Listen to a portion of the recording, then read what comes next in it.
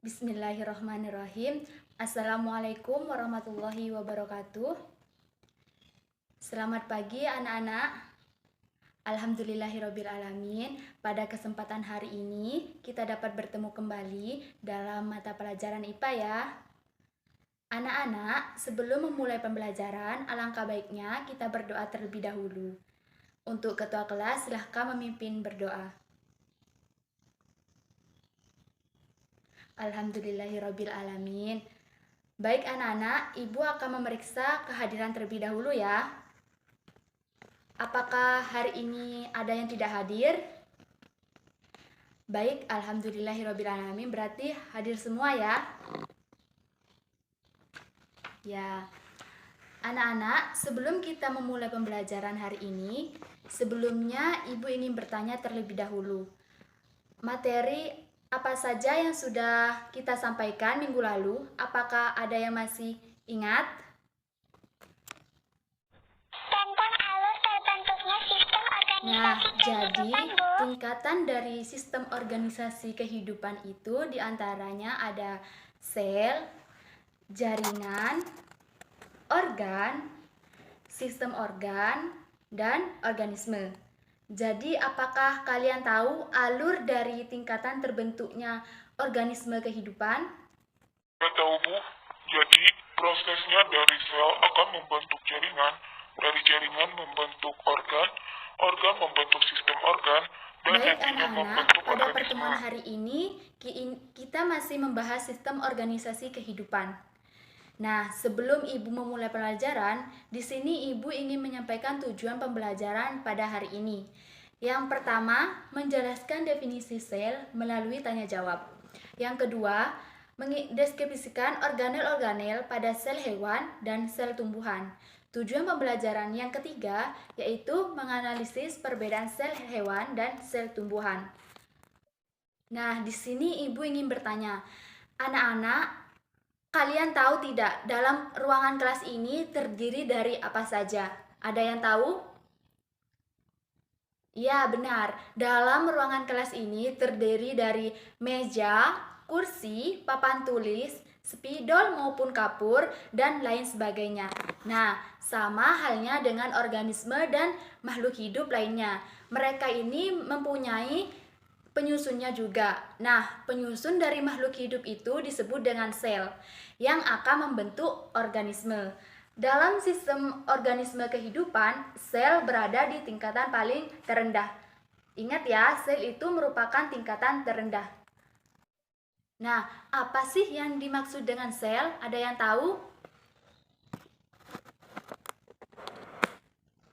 Nah, ya benar. Sel merupakan unit struktural dan fungsional terkecil pada makhluk hidup. Sel sebagai unit struktural ini berarti bahwa sel merupakan unit terkecil penyusun makhluk hidup yang dapat melaksanakan kehidupan. Paham ya? Nah, sedangkan sel sebagai unit fungsional berarti bahwa sel ini mampu melakukan regulasi terhadap dirinya sendiri, memproses energi, serta tumbuh dan berkembang terhadap lingkungan. Lalu siapa sih yang pertama kali menemukan sel ini? Ada yang tahu? Nah, iya benar. Sel ini pertama kali ditemukan oleh Robert Hooke pada tahun 1665. Nah, materi yang akan dibahas pada kali ini yaitu organel pada sel hewan dan sel tumbuhan. Sebelum Ibu memulai pembelajaran, di sini Ibu akan membagi 25 siswa menjadi 5 kelompok. Jadi, satu kelompok itu terdiri dari 5 siswa. Sekarang Ibu minta kalian untuk memperhatikan tayangan gambar yang akan Ibu tampilkan di depan. Coba kalian perhatikan dengan seksama apakah perbedaan dari kedua gambar tersebut ya. Setelah kalian amati dari kedua gambar tersebut, sekarang Ibu akan membagikan lembar kerja peserta didik yang harus kalian isi pada setiap kelompok, serta kalian melakukan diskusi dengan mengidentifikasi apa perbedaan dari kedua sel tersebut. Kalian tahu ya bahwa ini merupakan sel hewan dan sel tumbuhan. Nah, dalam kegiatan diskusi diharapkan kalian mampu berdiskusi dengan baik tanpa ada keributan. Ingat ya, Ibu akan menilai kalian pada saat diskusi. Baik, di sini Ibu akan membagikan terlebih dahulu ya lembar kerja peserta didiknya.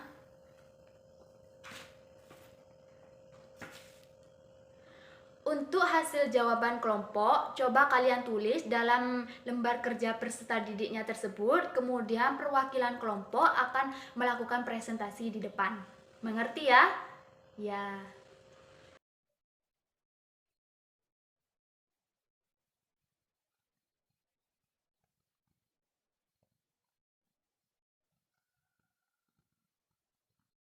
Baik anak-anak, waktu diskusi sudah selesai. Sekarang Ibu minta kalian dari perwakilan kelompok melakukan presentasi di kelas dan sedangkan yang lain itu mendengarkan temannya yang sedang mempresentasikan. Gambar tersebut adalah perbedaan sel hewan dan sel tumbuhan. Pada sel tumbuhan memiliki dinding sel, vakuola berukuran besar, dan memiliki plastida. Sedangkan sel hewan memiliki vakuola berukuran kecil dan Setelah memiliki kalian centriole. mempresentasikan hasil diskusi, selanjutnya Ibu di sini akan menarik kesimpulan. Jadi, organel pada sel hewan dan sel tumbuhan itu sama-sama memiliki 9 organel. Lalu apa saja dari 9 organel ini? Pada sel hewan ini, organel yang pertama yaitu badan Golgi. Ingat ya, bahwa pada sel hewan, organel yang pertama ini merupakan badan Golgi. Apa sih badan Golgi itu dan fungsinya? Fungsi badan Golgi ini yaitu untuk mengsekresi sel, mengatur pembentukan sel, dan enzim pencernaan yang belum aktif. Yang nomor 2, organel pada sel hewan yaitu nukleus yang mengatur seluruh kegiatan sel. Jadi, organel sel hewan yang nomor 2 yaitu nukleus. Yang ketiga yaitu retikulum endoplasma. Apa sih fungsi dari retikulum endoplasma? Nah, ya, benar, retikulum endoplasma ini berfungsi mengandung ribosom dan berperan sebagai tempat terjadinya sintesis. Ingat ya, yang nomor 3 itu retikulum endoplasma. Selanjutnya, organel pada sel hewan yang nomor 4 itu merupakan membran sel yang berfungsi melindungi sel, memberi bentuk sel, mengatur keluar dan masuknya molekul atau zat. Yang nomor 5, organel pada sel hewan yaitu ribosom. Fungsinya tempat sintesis atau pembentukan protein. Yang nomor 6, ini merupakan mitokondria yang berfungsi tempat terjadinya respirasi untuk menghasilkan energi. Organel sel hewan yang nomor 7 yaitu vakuola, merupakan rongga sel yang berisi cairan dan dibatasi oleh suatu membran yang sama dengan membran sel. Yang nomor 8 yaitu lisosom yang berfungsi mencerna bagian sel-sel yang rusak. Yang nomor 9, organel pada sel hewan yaitu sitoplasma yang berfungsi tempat atau berlangsungnya proses metabolisme sel. Lalu, apa saja organel yang terdapat pada sel tumbuhan? Jadi sama ya, sel hewan dan sel tumbuhan itu sama-sama memiliki 9 organel. Yang pertama, pada organel sel tumbuhan yaitu nukleus. Nukleus ini merupakan organel sel yang paling besar dan memiliki informasi genetik berupa DNA. Yang nomor 1 ini merupakan nukleus ya. Yang nomor 2, retikulum endoplasma. Merupakan sistem membran yang kompleks yang tersusun secara tidak beraturan dan memiliki jaring-jaring kerja. Organel pada sel tumbuhan yang nomor 3 yaitu ribosom. Ribosom ini merupakan organel sel yang berukuran kecil yang diameternya sekitar 20 nanometer. Sedangkan yang nomor 4 yaitu badan Golgi, merupakan organel yang membentuk struktur seperti jala yang kompleks. Lalu yang nomor 6 organel pada sel tumbuhan yaitu mitokondria, merupakan organel sel yang bentuknya berbeda-beda.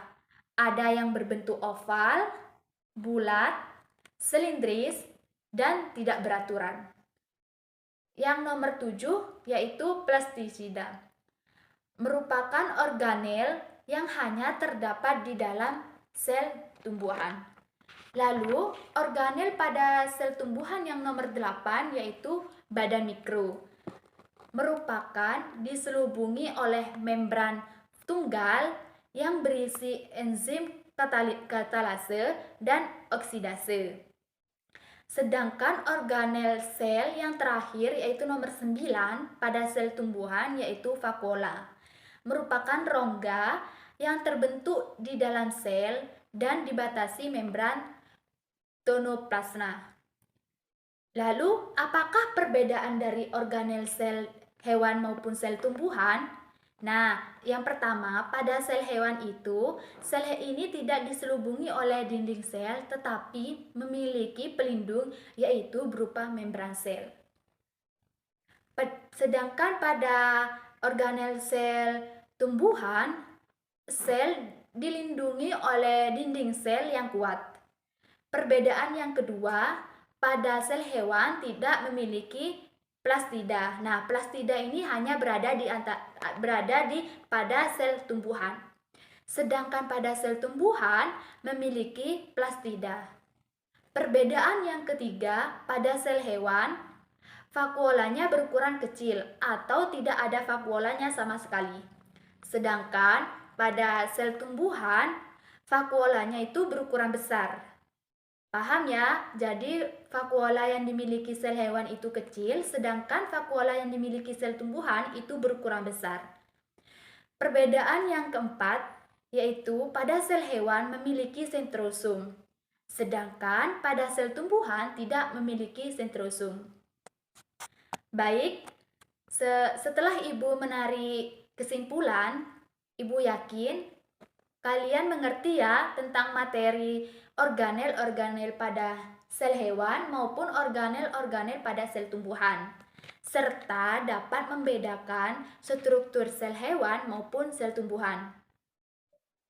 Baik, untuk pertemuan selanjutnya, Ibu akan membahas tentang jaringan-jaringan yang terdapat pada hewan maupun tumbuhan. Jadi untuk tugas kalian di rumah, Ibu minta untuk melakukan resum pada materi hari ini dan dikumpulkan minggu depan. Baik, sebelum mengakhiri pembelajaran, apakah ada yang ingin ditanyakan terlebih dahulu? Sudah cukup ya? Apakah kalian sudah paham semuanya? Alhamdulillah. Baik, jika tidak ada pertanyaan, Ibu akhiri. Jangan lupa tugasnya dikerjakan dan mempelajari jaringan pada hewan dan tumbuhan. Baik, kita berdoa terlebih dahulu untuk mengakhiri pembelajaran pada hari ini.